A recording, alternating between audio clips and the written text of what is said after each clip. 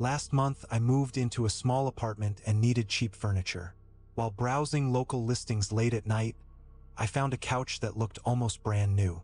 The price was unbelievably low, and the seller had only uploaded 2 photographs. Looking back now, I think those pictures were never meant to sell the couch at all. I sent the seller a message asking if the couch was still available. He replied within 2 minutes. Instead of answering my questions, he asked where I lived and whether I lived alone. Something about that immediately made me uncomfortable, so I refused to give him my address. He insisted that he deliver the couch personally, but I told him I would rather pick it up myself. After several minutes, he finally sent me his address. The house was only 15 minutes away, and because the price was so low, I decided to drive there after work the next evening.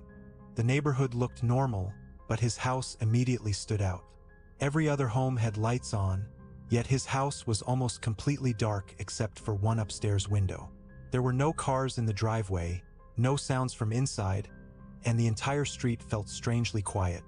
The man opened the door before I even knocked. He smiled and invited me inside.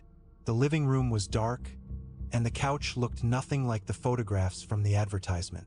The fabric was torn, the cushions were stained, and the entire room smelled old and damp. I told him I wasn't interested and started walking toward the door.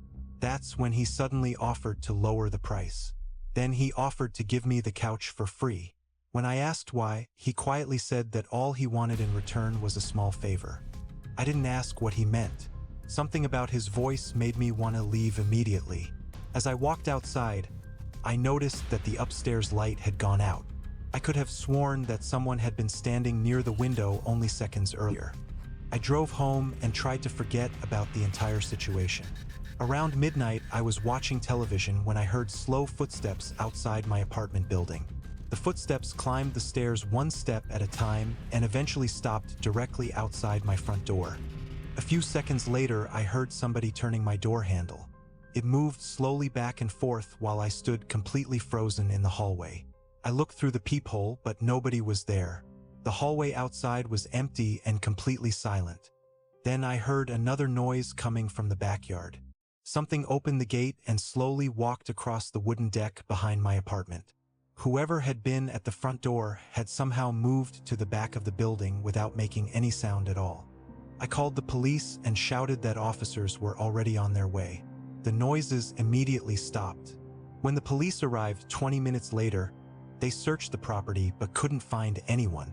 They told me it was probably just an animal, but I knew that wasn't true. The next morning, I opened my front door and found a small piece of paper lying on the floor outside. Written on it was the same price from the advertisement. Underneath the number was a single sentence that simply read, "You should have taken the couch." I moved out of that apartment 2 months later.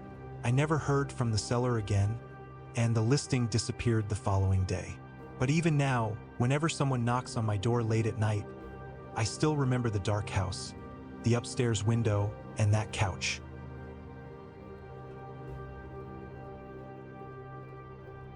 Three years ago, I bought a used 2011 Honda Accord from a man who lived outside a small town about an hour away. The car was surprisingly cheap, had low mileage, and looked almost perfect. At the time, I thought I had found the best deal of my life. Now I wish I had never seen that advertisement.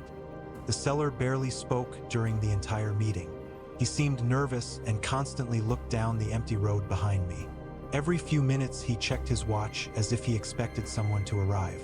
Even before I left, I could tell that something about him felt completely wrong. As he handed me the keys, he quietly told me one strange thing. He said that if I ever saw headlights following me at night, I should never stop the car. I laughed because I thought he was joking, but he never smiled once. For almost a month, nothing happened.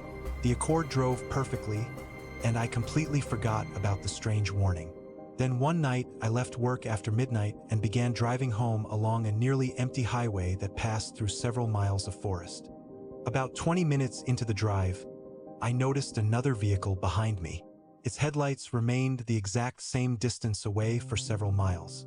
Whenever I accelerated, it accelerated too. Whenever I slowed down, it slowed down as well. At first, I assumed it was simply another driver heading home. But after nearly 15 minutes, I realized the road had become completely empty except for us. There were no other cars, no houses, and no gas stations anywhere nearby.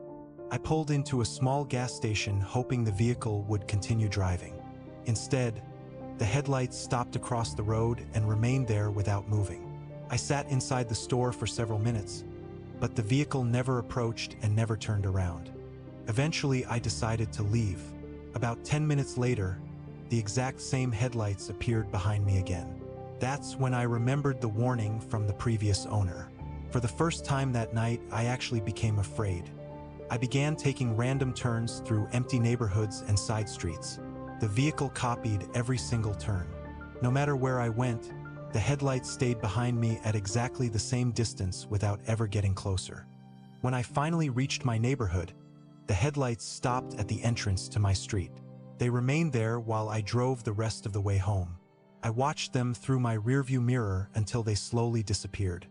The next morning, I was cleaning the car when I found an old envelope hidden underneath the passenger seat. Inside were several photographs of the exact same Honda parked outside different houses late at night. One photograph immediately caught my attention. The picture had been taken only 3 weeks before I bought the car.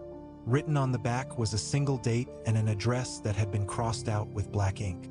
I tried calling the previous owner, but his phone number no longer worked. When I drove back to his house several days later, the property was completely empty.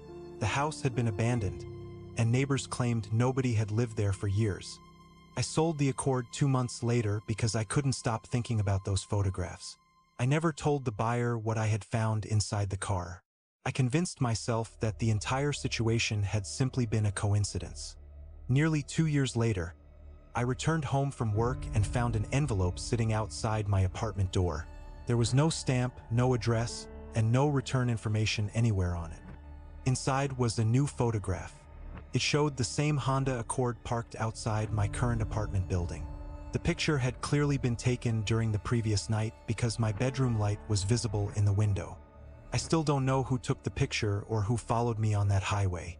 But sometimes when I drive home late at night, I see a pair of headlights behind me that always stay the exact same distance away.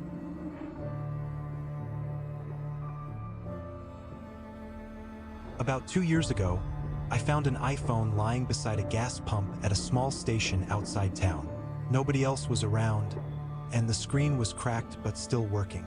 I waited several minutes for someone to come back for it, but eventually I decided to take it home and try to contact the owner myself. The phone had no passcode. There were no recent messages, no social media apps, and almost no photos. Everything about it felt strangely empty, as if someone had erased their entire life from the device only hours before I found it. There was only one thing that caught my attention. The notes application contained dozens of entries written over several weeks. Most of them described somebody being followed by a dark vehicle that appeared outside different places late at night.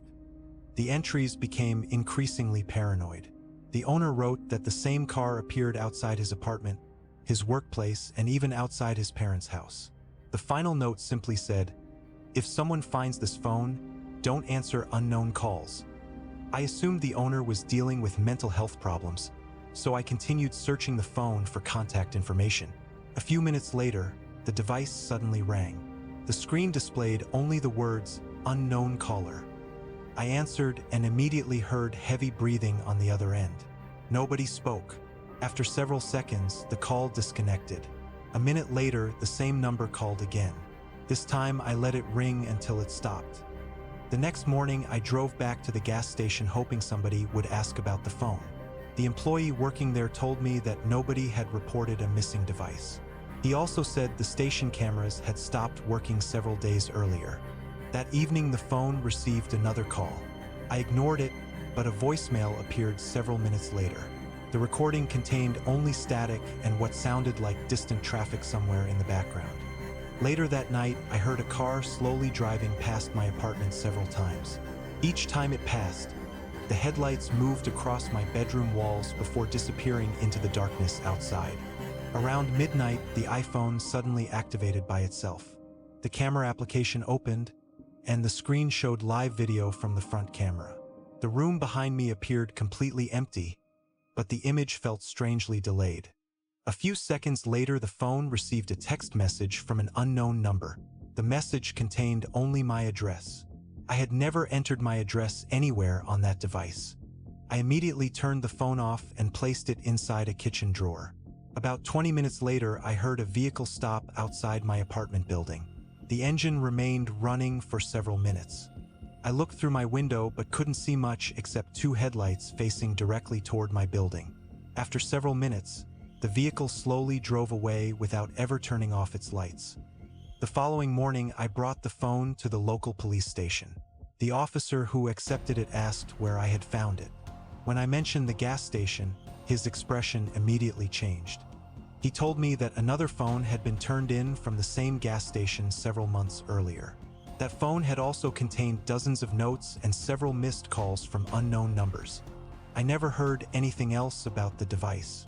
But several weeks later, while driving home at night, I noticed a pair of headlights behind my car that remained the exact same distance away for nearly 20 minutes.